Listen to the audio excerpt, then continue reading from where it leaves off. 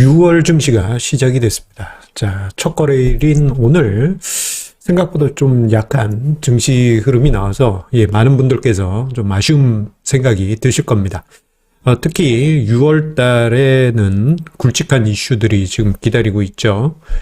미국에서 실질적으로 양적 긴축이 6월부터 시작이 되고, 그리고 기준금리 인상이 또 한 번 기다리고 있습니다. 자, 이러한 불안감이 투자자분들 사이에서 지금 확산이 되고 있는, 뭐 증시 약세가 나오면 꼭 그런 생각이 들게 되죠. 자, 이에 반해서 또 한편으로는 지금 주식시장이 바닥권역일 수 있다라는 기대감도 분명 존재합니다. 이 두 가지 생각이 충돌하는 지금 이 6월 시장. 자, 그 6월 시장은 어느 쪽으로 시장이 기울어지게 될까요? 자, 오늘 증시 토크에서는요, 6월 증시에 대한 여러 가지 큰 그림, 청사진에 대해서 이야기를 드리도록 하겠습니다. 절대적인 시나리오는 아닙니다. 대신에 시장의 전반적인 그림을 그리시는데 하나의 참고 자료로 활용하시기 바라겠습니다. 구독, 좋아요 버튼과 함께 오늘 증시 토크 시작하도록 하겠습니다. 자, 앞서 언급드린 대로 6월 달에는 빅 이벤트가 기다리고 있고, 좀 만만치가 않죠. 양적 긴축, 즉 2020년부터 해서 시작되었던 양적 완화로 쌓아놓은 연준의 자산을 이제는 단계적으로 그 국채가 만기되거나 하면은 재매입하지 않고 그대로 다시 이제 자산을 풀어버리는 양적 긴축이 진행이 되게 됩니다. 자, 그러다 보니 이제 시장에서는 많은 이야기들이 회자되고 있죠. 이 양적 긴축 시작되고 그러면은 6월부터 긴장감이 높아질 것이다. 여기에 6월 15일에는 FOMC 회의에서 50bp, 0.5%포인트, 기준금리 인상이 있을 것이다. 요거 이제 거의 기정사실화 되어 있습니다. 자, 패드와치에 6월 FOMC 회의에서의 기준금리 어디에 있을까? 그 확률표를 보게 되면요. 자, 50bp 인상된, 125bp에서 150bp, 즉 1.25에서 1.5% 사이에 있을 확률이 99.3%. 뭐 거의 절대적입니다. 옛날에 어떤 노래, 99.9 그랬던 노래가 생각이 나는데, 거의 그것과 비교해도 과언이 아닐 정도로, 이번 FOMC 회의에서는 또다시 지난달에 이어서 껑충 기준금리 인상이 높아질 가능성이 높아요.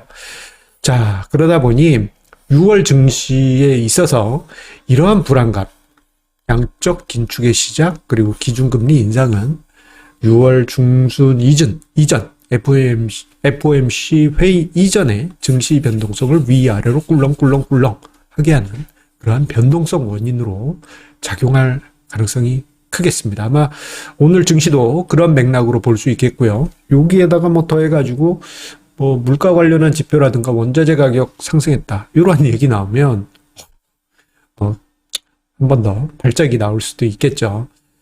자, 그런데요, 저는 이번 6월 증시에 있어서 6월 15일에 있을 FOMC 회의 전후가 어떤 흥미로운 상황이 발생하는 변수가 되지 않을까 싶습니다. 자, 분명 6월 달에 긴축 불안감이 있는 건 사실이에요. 앞서서 계속 강조드린 것처럼 양적 긴축, 그리고 기준금리 인상, 이러한 일들이 기다리고 있기 때문에 불안감은 있습니다만, 최근에 보게 되면요, 이런 불안감이 있으면, 장단기 금리차라고 하죠. 미국 10년 국채와 2년 국채는 한번 역전했었고, 제가 전에 그 장단기 금리차 역전 관련해서 설명을 드릴 때 하나 더 봐야 된다. 10년 국채와 3개월 국채의 스프레드, 금리차를 봐야 된다라고 이야기 드렸는데, 아직도 제법 높은 고공권에 위치해 있습니다. 물론 이 고공권이 아주 높은 것은 아닙니다만 제법 높은 수준에 지금 위치해 있죠.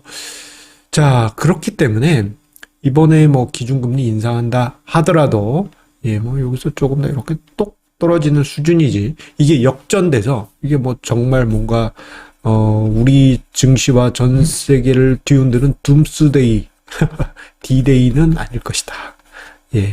그렇게 볼 수 있겠어요.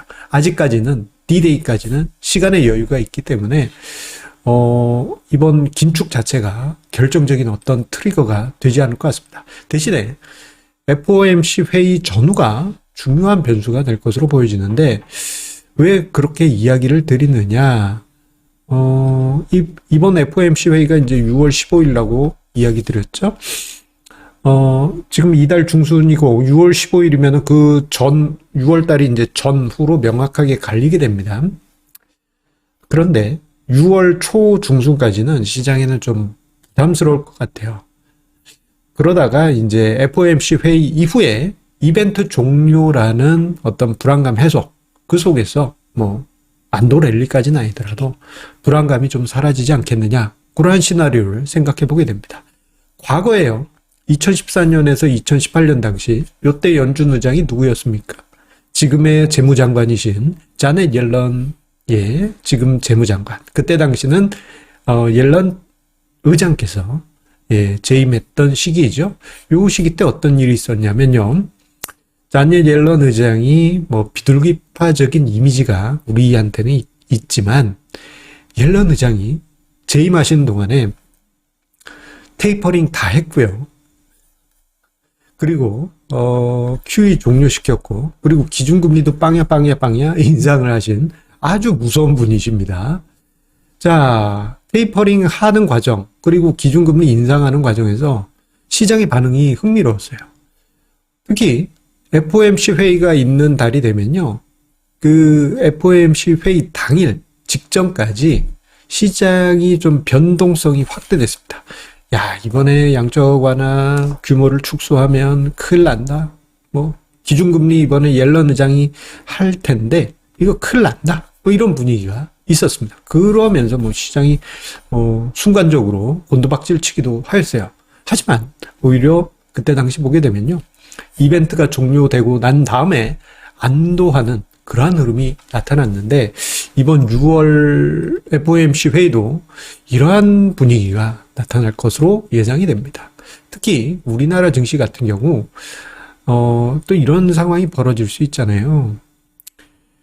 그 6월 중순까지, FOMC 회의 직전까지 금리 우려, 양적 긴축에 따른 여러 가지 후유증 우려, 어이구 물가 인상하네, 어이구 뭐 이런 분위기 속에서 미국 증시가 꿀떡꿀떡하면 우리나라 증시도 할 수 있습니다. 순간적으로. 다만 이 과정에서 우리나라 증시가 여러 차례 이야기 드린 것처럼 1년 이상의 기간 조정을 거쳐왔고요.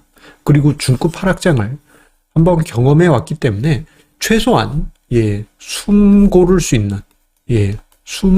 있는 바닥권역에 들어와 있지 않을까 생각을 해보게 됩니다. 즉 여기서 한번 뭐 미국이 훌렁훌렁 한다고 해서 흔들린다 하더라도 심각하게 흔들리기보다는 FOMC 회의 직전에 같이 아이고 어지러워했다가 그 다음에 좀 이게 완화되는 이러한 분위기가 나타나지 않을까, 그런 생각을 해보게 됩니다. 여기서 만약에 혹시나 일시적으로 흔들린다 그러면 PBR, 코스피 기준 PBR 레벨이 1멀티플 이하로 내려가면서 오히려 시장 밸류에이션 메리트를 높이게 될 가능성이 크기 때문이죠.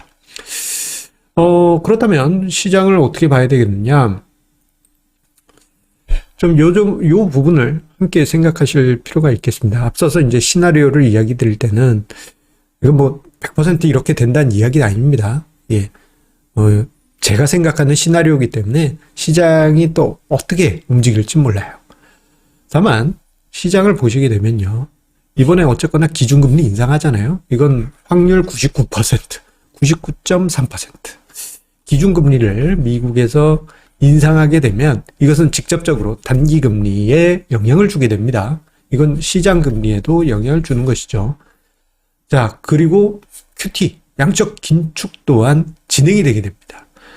그 양적 완화 때는 채권을 사들였지만 양적 긴축 때는 채권을 원래는 팔아야 되는데 굳이 그럴 것 같진 않고 만기가 되는 것을 그대로 만기 때 그냥 재매입하지 않고 그냥 끝 하면서 연준 자산을 줄여갈 거예요. 이런 분위기가 나타나게 되면 장기 금리가 상승하게 되는 효과가 나타나게 됩니다. 결국 단기든 장기든 금리가 상승하는 이러한 현상이 나타나겠죠. 이 과정에서 미국 국채 10년물, 즉 장기 금리가 지금은 3% 살짝 밑에 있습니다만 3%를 넘어가는 날이 한두 번 올 수 있어요. 이런 날이 올 때마다 시장이 아이고 난리 났네? 난리 났어 하면서 발작을 일으킬 가능성이 큽니다. 3%란 것은 뭐 이게 뭐 큰 의미가 있느냐 그건 아니고 우리 인간의 마음이란 게 뭐 2%, 3%, 뭐 10, 20, 뭐 50, 뭐 100 이런 어떤 마일스톤으로 삼을 수 있는 목이 있잖아요. 그걸 넘어가게 되면 심리라는 것이 막 쏠림이 형성되게 되는데 3%가 그 위치가 아닐까 싶습니다. 그래서 이번 주가 될 수도 있고 다음 주가 될 수도 있습니다만 미국 국채 10년물 금리 이렇게 보시다가 3% 넘어가는 날 아마 미국 시장에서 뭔가 좀 요란한 소리가 나게 될 것입니다. 특히 이 과정에서 시장 금리 상승의 악재인 업종들 또는 시장 금리 상승이 부담을 주는 종목들 같은 경우 주의할 필요가 있겠죠. 이것은 우리가 2022년 증시를 경험하면서 목도했습니다. 성장주 중에서 이익을 못 만드는 기업들 금리 상승하면 그냥 직격탄입니다. 그래도 저 성장주는 미래의 꿈과 희망이 있기 때문에 올라갈 수 있다라고 생각하실 수 있지만 저 종목들이 요즘 주가가 빠져서 고공권이라고 하더라도 거기까지 올라간 이유가 양적 완화가 있었기 때문이고요. 그리고 저금리가 이렇게 끌어올린 거예요. 그래서 적자라 하더라도 주가가 높은 수준에 있었는데 양적 긴축을 하고 뭐 중금리, 고금리, 금리가 올라가게 되면 뭐 이 주가를 지고 있기가 어렵겠죠. 그래서 여러분들 실적을 못 만드는 성장주 같은 경우 조심할 필요가 있겠고 그리고 금리 상승에는 재무 구조가 취약한 회사들에서 시끄러운 소리가 나올 수가 있습니다. 부도 리스크. 지금은 뭐 아직 잘 드러나지 않고 있습니다만 금리 상승기에는 재무구조 취약한 종목에서 갑자기 난데없이 우리 회사 부도 났습니다. 뭐 이런 뉴스들, 공시들 발생할 수 있으니까요. 재무구조 취약한 종목 그리고 숫자를 못 만듦에도 불구하고 너무 과대하게 평가된 종목들 주의하시고 반등이 나온다면 오히려 이런 종목들은 좀 조심조심 해야 되겠죠. 한편 이와는 반대로 뭐 긍정적인 부분도 있을 거 아니에요. 긍정적 섹터. 자, 이 섹터는 제가 굳이 어디라고 이야기하지는 않겠습니다. 다만 우리가 2022년을 보내면서 어떤 종목분들이 시장금리 상승 속에서 훈훈했습니까? 그 이전 2020년 또는 그 이전 2010년대에 거치면서 초저금리, 양적 완화 요 과정에서 철저하게 소외받았던 종목분들 요즘 세잖아요. 그런 종목들 뭐 이렇게 이렇게 불리는 종목분들 어떤 흐름이 나타나는지 한번 관심 있게 6월 증시 속에서 보시는 것은 어떨까 싶습니다. 자, 6월 증시 시작을 했습니다. 그것처럼 날씨도 점점 더워지고 있는데요. 뭐 시나리오는 이렇긴 하지만 6월 증시는 좀 따뜻하게 흘러가서 우리 애청자님들 수익률에 긍정적인 이야기들이 쏟아지길 바라겠습니다. 여러분들의 성공 투자 응원드립니다. 감사합니다.